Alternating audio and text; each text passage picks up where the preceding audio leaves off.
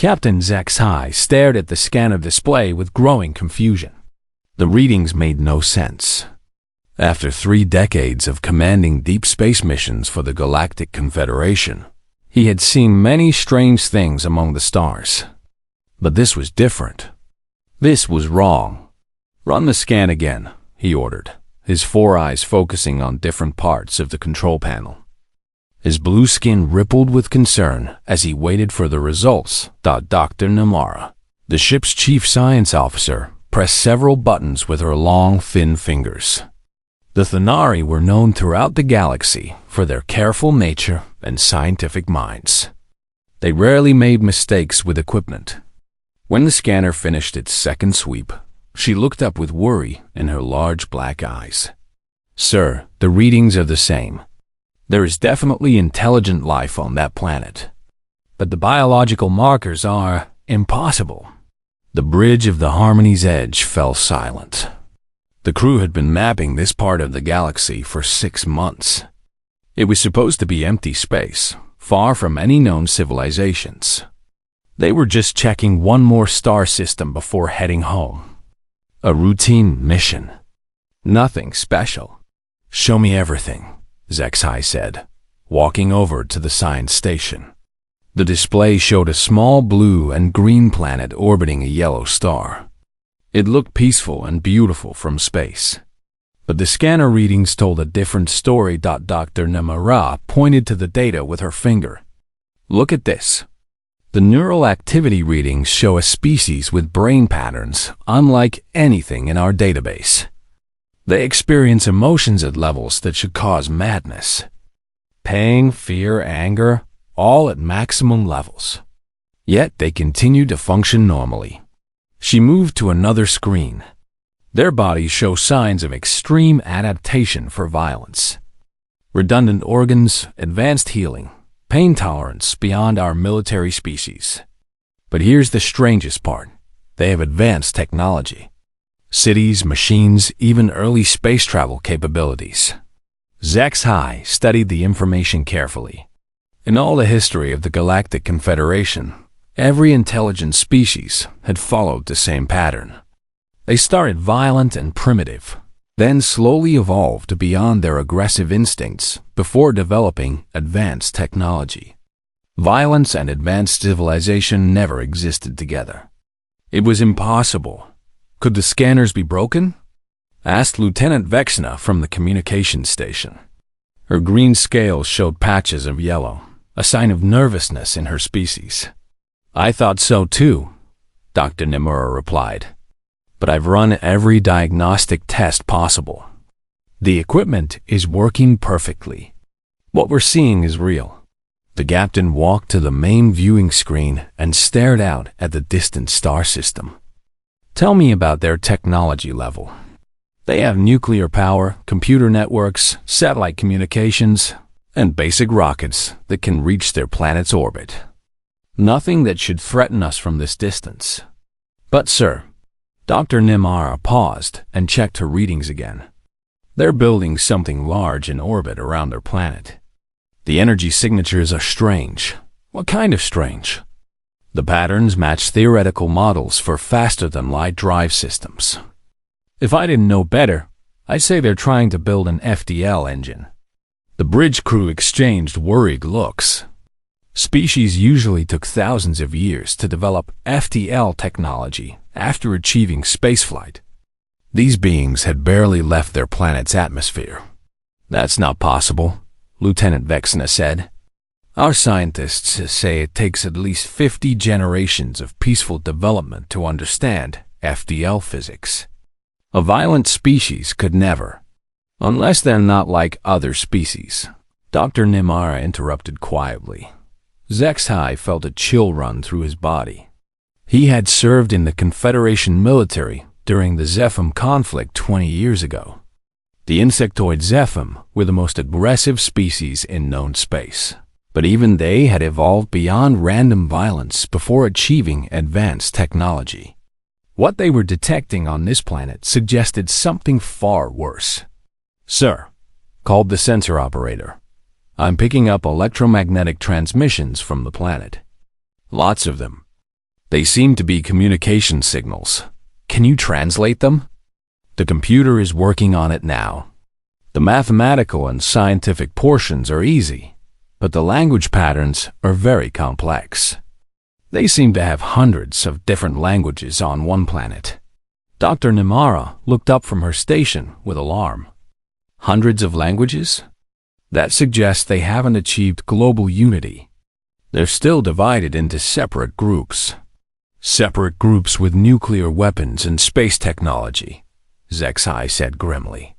The implications were horrifying. Most species unified their planet before reaching space. The idea of a divided world with advanced weapons was the stuff of nightmares.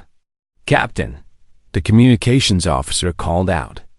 I've managed to translate some of their transmissions. You need to hear this. She played the translated messages through the bridge speakers. The crew listened in growing horror as they heard news reports about wars, conflicts, and violence happening all across the planet. But mixed in with these reports were other things, scientific discoveries, art, music, and expressions of love and hope. They're fighting wars while creating art, Dr. Nimara whispered. This is unprecedented. The most disturbing discovery came when the computer finished analyzing their entertainment broadcasts.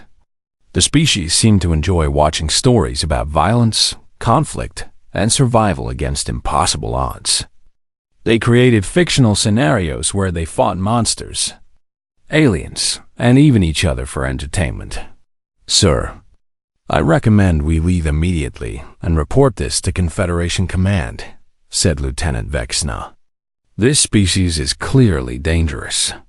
Zexai was about to agree when the long-range sensors suddenly activated with an alarm.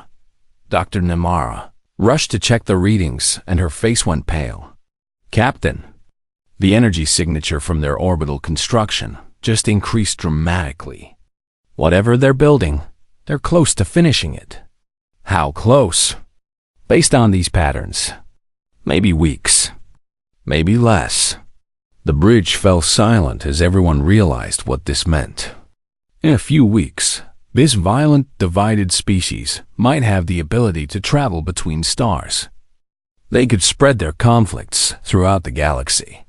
Set course for the nearest Confederation outpost, Zexai ordered. Maximum speed. We need to warn them about what's coming. As the Harmony's edge turned away from the blue planet, none of them noticed the small probe that had been silently following their ship for the past hour. The humans had detected them first deep in a secret facility on Earth. Dr. Sarah Chun studied the alien ship on her monitors and smiled. Finally, she whispered, we're not alone. Dr. Kethmos felt sick as he reviewed the data streaming in from Earth communication networks. As the Confederation's top xenobiologist, he had studied hundreds of species across the galaxy. None of them had prepared him for what he was seeing now. This can't be real, muttered his assistant Gentai as she watched translated human news broadcasts. They're fighting 12 different wars on the same planet at the same time. The research team had been working for 2 weeks to crack human information systems. It had been surprisingly easy. The humans seemed to put everything on something they called the Internet, a global network that connected almost every person on their planet. What the team found there horrified them. Look at this, Dr. Kethmos said, pointing to his screen. They have an entire section of their network dedicated to something called history. It's just war after war after war, going back thousands of years. There's no break, no period of peace. Gentai pulled up another file. And look at their entertainment. They watch fictional stories about violence for fun. They call them movies and games. This one is about humans fighting alien invasions. This one is about them fighting each other in space. This one is about fighting giant monsters. Dr. Kethmos studied the entertainment files with growing dread. Every galactic species had violent periods in their early development, but they always grew beyond it before reaching the stars. These humans seem to celebrate violence, even in their peaceful moments. "Here's something strange," called out Morek from across the room. The young researchers specialized in cultural analysis. "They have something called sports. It appears to be organized violence for entertainment." "Show me." Dr. Kethmos said the screens filled with images of humans deliberately crashing into each other at high speeds, hitting each other with sticks while chasing a small disc, and throwing themselves off high places with only a rope attached. The humans watching these activities seemed excited and happy. "They do this for fun?" Gentai asked in disbelief. "It gets worse," Morek continued. "They have extreme sports where they deliberately put themselves in life-threatening situations. Jumping off cliffs, swimming with predators, climbing mountains in deadly weather. They call it adventure." Dr. Kethmos felt his 3 hearts racing.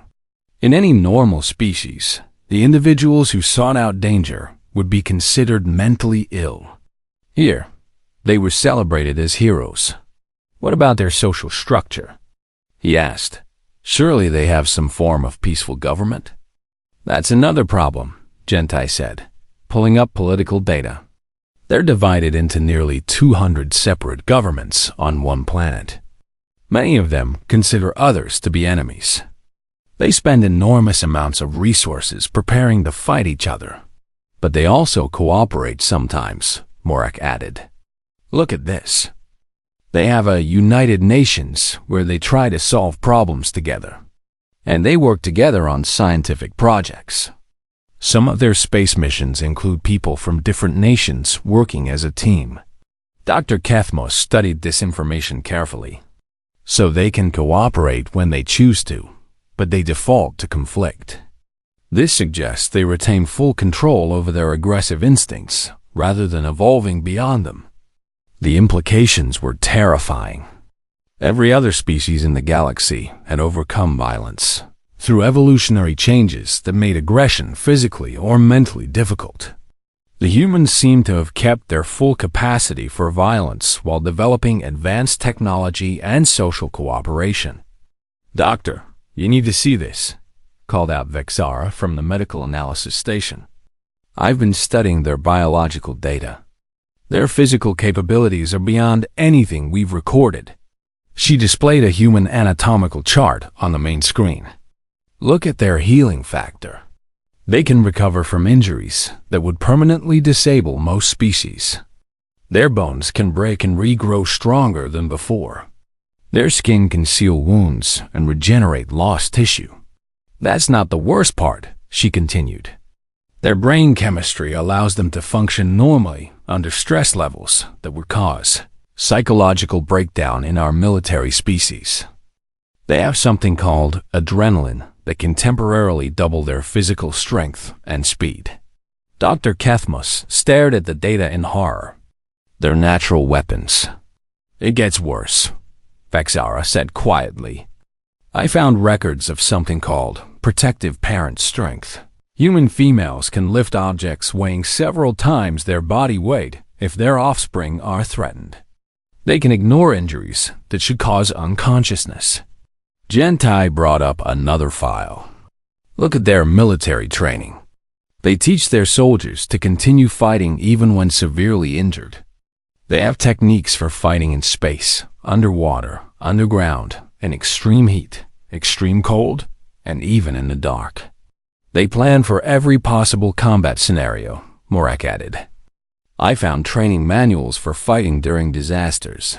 In cities, in forests, in deserts, and even on other planets they've never been to."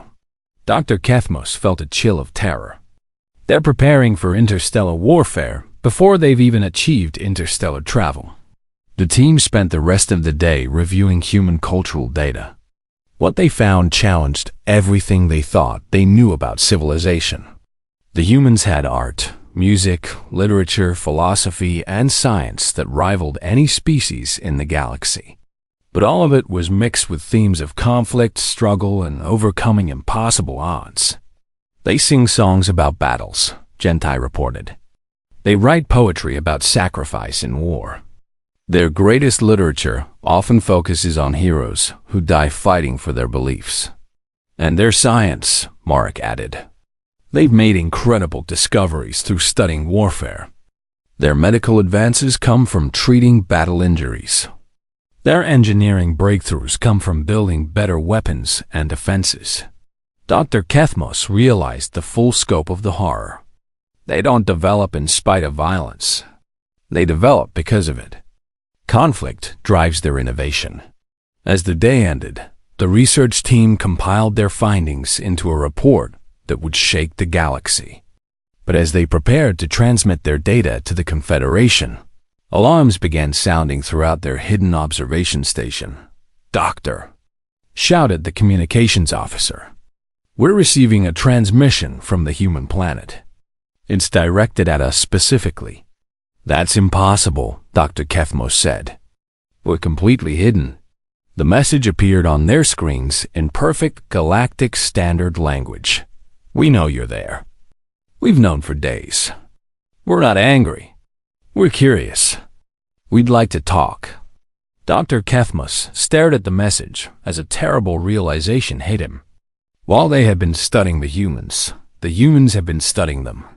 And somehow, impossibly, the humans had learned galactic standard language in just 2 weeks. How? He whispered. The answer came in a second message. "We're very good at learning things we need to know, especially when we think someone might be a threat." "Are you a threat?" "We really hope not. We have so many questions." Dr. Kethmos knew they had to leave immediately. They were no longer the hunters. They were the prey. The emergency session at Confederation Medical Command was unlike anything in galactic history. Dr. Kethmos stood before the greatest minds in xenobiology, struggling to find words that could properly explain the horror of his discoveries. "Honored colleagues," he began, his voice shaking slightly, "what I am about to show you will change how we understand the nature of intelligent life itself." The assembled scientists leaned forward in their seats. Representatives from 47 different species filled the amphitheater, including some of the most brilliant medical researchers in the galaxy. Dr. Yvana of the Crystalline Collective, whose species had perfected biological harmony thousands of years ago, clicked her mineral fingers impatiently. "We've read your preliminary reports." "Dr. Kethmos," she said, her voice like singing crystal, "surely you exaggerate the threat level of this primitive species?" Dr. Kethmos activated the holographic display. A 3-dimensional human body appeared in the center of the room, slowly rotating to show every detail. "I wish I was exaggerating. Let me show you what we discovered during our detailed biological analysis." He highlighted the human skeletal system. First, their bone structure. Human bones are not just strong. They adapt to stress by becoming stronger. Break a human bone, and it heals back stronger than before. Their skeleton is designed to withstand repeated trauma. A murmur of discomfort ran through the audience. Most galactic species had fragile bones that healed poorly if damaged at all. Second, their muscular system. The display showed human muscles in action. Humans possess what they call hysterical strength. Under extreme stress, they can access power levels up to 5 times their normal capacity. Their own muscles can break their bones, but they can still function. Dr. Vexuri, the renowned insectoid physiologist, clicked his mandibles in disbelief. "Impossible. Such power would tear their body apart." "That's where it gets worse," Dr. Kethmos replied. "Their nervous system is designed to override pain signals when necessary. They can continue complex actions, even while experiencing trauma that should cause immediate unconsciousness." He showed video footage recovered from human networks, soldiers continuing to fight despite serious injuries, athletes finishing competitions with broken bones, parents lifting vehicles to save trapped children. "Notice," Dr. Kethmos pointed out, "they don't just endure pain. They can think clearly and make complex decisions while experiencing it. Their brain function remains nearly normal under conditions that would incapacitate any other known species. The footage showed a human female lifting a vehicle that weighed more than 3 tons to save her offspring. The assembled scientists watched in horrified fascination as she accomplished what should have been physically impossible. But surely, interrupted Dr. Morthick of the Peaceful Herders, their mental state must suffer from such extreme experiences? That's perhaps the most disturbing discovery, Dr. Kethmos replied, changing the display to show human neural patterns. They call it post-traumatic growth. Humans often become psychologically stronger after surviving terrible experiences. Trauma doesn't break them. It teaches them. He showed brain scans of human soldiers before and after combat. Instead of the expected degradation, many showed enhanced pattern recognition, improved decision-making under stress, and increased emotional resilience. They learn from violence, he continued. Each conflict makes them better at surviving the next one. And they pass these lessons down to their offspring through something they call training. The display showed human children engaged in what appeared to be combat practice. But Dr. Kethmos explained these were normal educational activities, martial arts classes, competitive sports, wilderness survival courses. Human children are taught to fight from an early age. But they call it play, he said. Wrestling, tag, hide and seek, all of these are training for conflict scenarios. They prepare their young for violence while teaching them to enjoy it. Dr. Silama, the ancient Plantoid philosopher, rustled her leaves in distress. This suggests they haven't evolved beyond their predator origins at all. Exactly, Dr. Kethmos confirmed. But here's what makes them unique. They've retained all their predator instincts while developing advanced reasoning capabilities. They can plan, cooperate, and create art, but they're still apex predators. He showed human hunting behavior. Unlike other species that hunted only for survival, humans hunted for sport, for food, for population control, and sometimes just to test their skills against dangerous prey. Look at this, he said, showing footage of humans swimming with sharks, climbing mountains in deadly weather, and entering caves that could collapse at any moment. They seek out danger for entertainment. They call it adventure, or extreme sports. The audience watched in stunned silence as humans threw themselves off cliffs with only cloth wings, dove to crushing ocean depths, and voluntarily entered areas of their planet that could kill them in minutes. Most disturbing of all, Dr. Kethmos continued, is their capacity for deception. They have a natural ability to control their vital signs, their emotional expressions, and their body language. They call it acting or sometimes playing dead. He showed examples of human deception. Actors creating completely false emotions. Soldiers using camouflage that made them nearly invisible. Children hiding injuries or fears from their parents. They can lie with their entire bodies, he explained. Heart rate, breathing, facial expressions, posture, all can be consciously controlled to deceive potential threats or prey. Dr. Yathana spoke in a crystalline whisper. You're describing the perfect predator. Intelligent, deceptive, incredibly durable, and capable of learning from every encounter.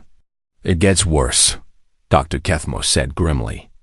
We discovered something in their military doctrine that defies all known patterns of civilized warfare. The display showed human military manuals and strategy documents. Other species fight wars to gain territory, resources, or to eliminate immediate threats. Humans fight wars to ensure their enemies can never threaten them again. They call it total victory. He showed historical examples, entire civilizations that had opposed humans and simply ceased to exist. Not just defeated, but completely eliminated from their planet's surface. They don't just win wars, he explained. They win them so completely that their enemies become incapable of ever fighting back. And then they study what they've learned and prepare for the next war. The final revelation came when Dr. Kethmos showed human science fiction, their imagined futures where they battled aliens, robots, mutants, and even other versions of themselves across time and space. They've already imagined and planned for fighting us, he said quietly. Before they even knew we existed, they were creating strategies for interstellar warfare. They've thought of scenarios we never considered possible. The amphitheater fell completely silent. In the thousands of years of galactic civilization, no species had ever been discovered that combined such physical capabilities with advanced intelligence and a culture that celebrated conflict. Dr. Yathena finally spoke for all of them. What you've described isn't just a dangerous species. It's the theoretical perfect galactic predator. If they achieve interstellar travel, Dr. Kethmos nodded gravely. They don't need to evolve beyond violence to reach the stars. They're gonna bring violence to the stars. As the session ended, every representative began sending urgent messages to their home governments. For the first time in galactic history, the Confederation faced the possibility of first contact with a species that might be more dangerous than all of them combined, and somewhere in space. Human ships were already being built with weapons designed to fight wars that hadn't happened yet. The Great Assembly Chamber of the Galactic Confederation had never hosted a meeting like this one. Representatives from 847 different species filled the massive space. Their various forms of communication creating a symphony of clicks, whistles, harmonics, and telepathic resonance that the translation systems worked frantically to decode. Chancellor Vorth, the elderly leader of the Confederation Council, raised all 6 of his arms for silence. His species, the long-lived ancients, had guided galactic civilization for over 10,000 years. Never had he seen such fear in the Great Assembly. Fellow beings, his voice echoed through the chamber. We face an unprecedented situation. Dr. Kethmos has presented evidence of a species unlike any in our recorded history. The floor is open for discussion. War Prime Nexiska of the Zephim Collective rose first. The massive insectoid's carapace gleamed under the chamber lights as her mandibles clicked with agitation. The Zephim were considered the most militaristic species in known space, having conquered 12 star systems before joining the Confederation. I have reviewed the human military data, she announced, her voice carrying the authority of countless battles. These creatures have developed warfare tactics that exceed our most advanced strategies. They don't just fight to win. They fight to ensure total domination. She activated a holographic display showing human military history. Look at this pattern. Every major conflict drives innovation. They invent new weapons, new tactics, new forms of organization. War makes them stronger, not weaker. A ripple of unease passed through the assembly. Most species had abandoned warfare as they developed advanced technology. The idea of a species that thrived on conflict was deeply disturbing. Elder Yethora of the ancient Cosmetai floated forward on her energy platform. Her species had transcended physical form millions of years ago, becoming beings of pure thought and energy. When she spoke, her words appeared directly in the minds of all present. I have observed the mental patterns of these humans through the data recordings. Her telepathic voice carried undertones of deep concern. Their thoughts move in ways that suggest capabilities we do not understand. They can hold multiple contradictory ideas simultaneously and use this to create new solutions. She paused, her energy form flickering with uncertainty. Most disturbing is their capacity for what they call hope in hopeless situations. They continue to fight when logic says they should surrender. This makes them unpredictable and extremely dangerous. Ambassador Silthara of the Peaceful Garden Worlds stood gracefully, her plant-like form swaying gently. Her species had achieved perfect harmony with nature, and had not experienced conflict for over 50,000 years. "Surely," she said, her voice like wind through leaves, "we can guide them toward peaceful development." Every species has the capacity for growth beyond their primitive origins. War Prime Nexiska's mandibles clicked in sharp disagreement. "I thought so too until I saw their entertainment. They create fictional wars for pleasure. They imagine fighting creatures they've never met, in places they've never been, using weapons that don't exist yet. This isn't primitive aggression. This is evolved, intelligent warfare culture." Dr. Nymph of the Crystal Mind Collective projected his thoughts directly into the chamber's communication grid. His species experienced reality as pure mathematics and logic, making them excellent analysts. The statistical analysis is clear. His mental voice carried mathematical certainty. Every previous species followed predictable development patterns: aggression phase, transcendence phase, technological phase, space phase. Humans appear to be in all phases simultaneously. He displayed probability calculations in the air. Based on their current development rate, they will achieve faster than light travel within their next solar cycle. But unlike every other species, they will reach space while retaining full military capabilities. Hierarch Muldoon of the Democratic Councils stood to address the assembly. His species had perfected democratic governance across multiple star systems and prided themselves on finding peaceful solutions to all problems. "Perhaps we approach this incorrectly," he suggested diplomatically. "Has anyone considered that their apparent aggression might be defensive? They've never encountered other intelligent species. Their behavior might change with proper contact." The response came from an unexpected source. Seer Alexandra of the Futuristic Guild rarely spoke at council meetings, as her species could perceive multiple possible timelines simultaneously. When she did speak, everyone listened. "I have looked into the probability streams," she said, her triple-voiced harmonics creating an eerie echo. "I see timelines where we make peaceful contact. In 73% of those futures, humans integrate successfully into galactic civilization.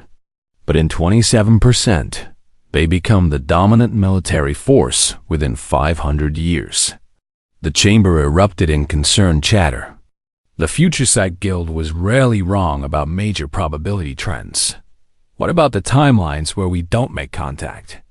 Chancellor Vorthak asked. Seer Alexandra's form shimmered with distress. "Those are worse. In 96% of no-contact scenarios, humans develop independently and eventually discover us on their own.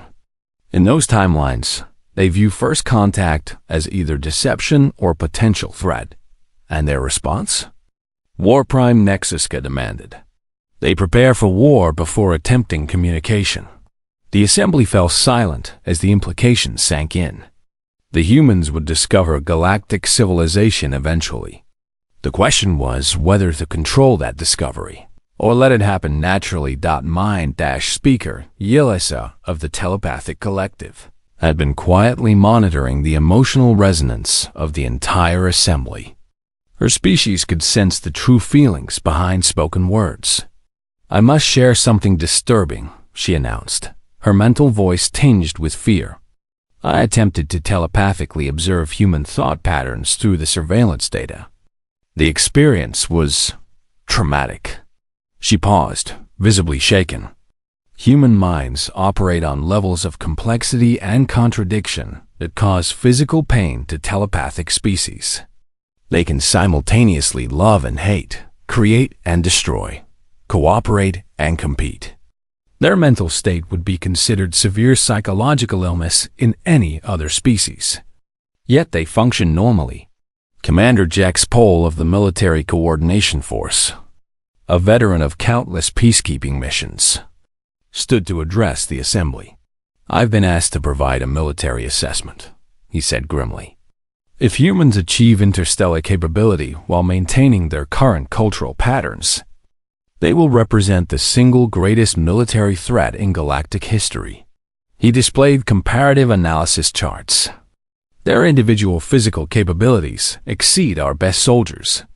Their tactical innovations surpass our strategic academies. Their technological adaptation rate is unprecedented. And unlike every other species, they genuinely seem to enjoy conflict. What do you recommend? Chancellor Vorth asked. Commander Jexpol looked around the chamber at representatives of nearly 1,000 peaceful civilizations. Honestly, I'm not sure we could stop them if we tried. Their own military doctrine includes plans for fighting superior technology. They've already theorized ways to defeat enemies more advanced than themselves. The debate continued for hours as species after species shared their analysis and concerns. The artistic collectives worried about humans contaminating galactic culture with violent themes. The scientific unions feared humans might militarize peaceful technologies.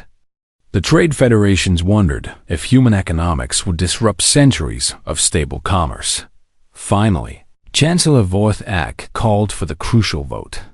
3 options lie before us. First, establish quarantine around human space and monitor from a distance. Second, attempt limited, carefully controlled contact to guide their development. Third, consider preemptive action to protect galactic civilization. The third option had never been seriously discussed in Confederation history. The idea of attacking a species before they became a threat violated every principle of galactic law and ethics. Elder Yethora spoke for many when she said, "We cannot become the monsters we fear they might be." But War Prime Nexiska disagreed. Look at the evidence. They're already monsters. The question is whether we become their prey. As the votes were counted, one thing became clear. For the first time in galactic history, the Confederation was afraid. Not of invasion, not of war, not of conquest. They were afraid of meeting their equals. The final tally showed a narrow victory for limited, controlled contact. They would try to guide humanity toward peaceful development while maintaining strict security protocols. None of them suspected that human satellites had already detected and tracked their observation ships, or that human scientists were reverse engineering alien technology. Even as the vote took place, the galaxy was about to learn that humanity's greatest strength wasn't their capacity for violence. It was their ability to surprise everyone, including themselves. The monitoring station's silent watch hung in space exactly 4.7 light-years from Earth, far enough to remain hidden yet close enough to observe human development. For 3 months, it had successfully tracked human progress while remaining completely invisible to their primitive sensors. The Confederation's plan was working perfectly. Until a WASN single quotes T. Captain Rexil was reviewing daily reports when alarms started blaring throughout the station. The Keltharian officer's tentacles curled with anxiety as she rushed to the sensor station. "Report," she demanded. "Captain," stammered the sensor operator, "we're detecting massive energy spikes from the human planet. Their orbital construction project just went active."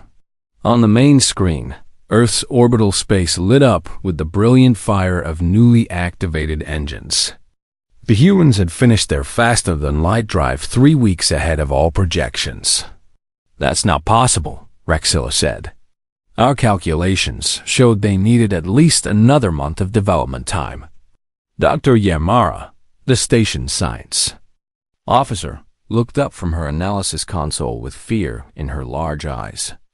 "Captain, they didn't just activate one FTL drive. They activated 7. They've built an entire fleet."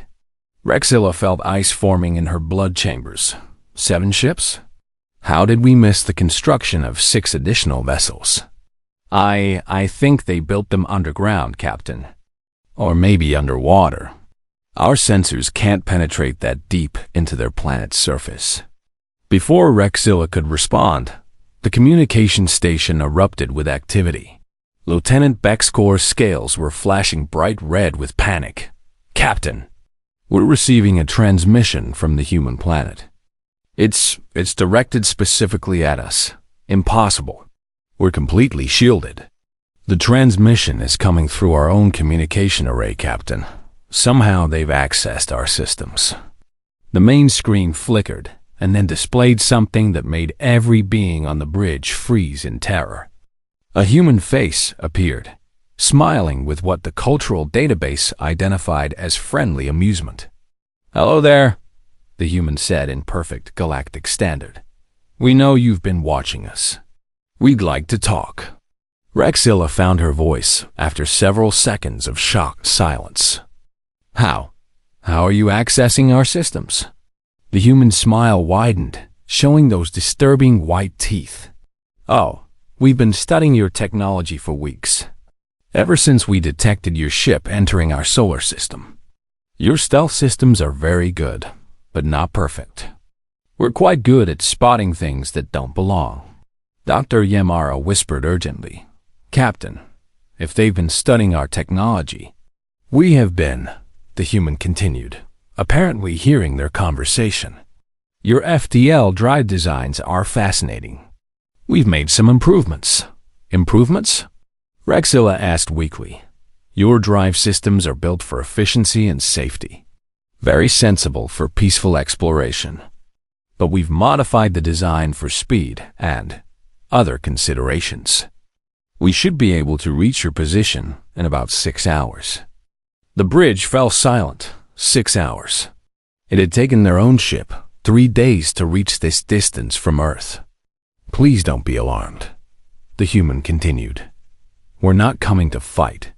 We're coming to talk. We have so many questions about the galaxy, and we'd love to share what we've learned about you." Rexilla activated the emergency transmission to Confederation Command while keeping the human on screen. What have you learned?" "Oh, quite a lot. Your species is fascinating. You've achieved interstellar civilization through cooperation and peaceful development. Very impressive. We took a different path, obviously, but we're excited to learn from your example." Dr. Yamara checked her instruments frantically. "Captain, I'm detecting energy signatures from their planet.